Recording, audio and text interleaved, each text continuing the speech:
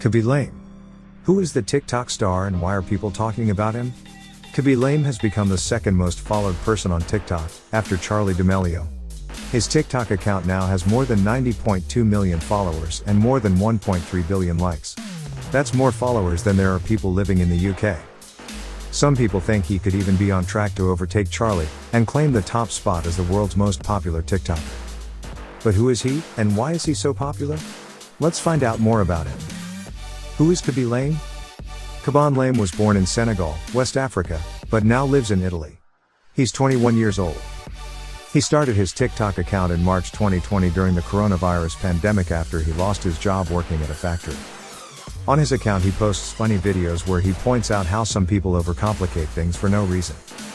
He said he thinks people all over the world like his videos because his comical facial expressions make people laugh, and you don't need to understand a particular language to find it funny. Khaby is a big football fan, and often wears football shirts in his videos. His favorite team is Juventus FC.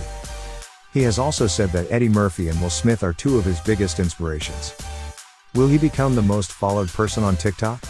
Current #1 in TikTok fave, Charli D'Amelio, has been top for a while, but there are signs Khaby could be the person to overtake her.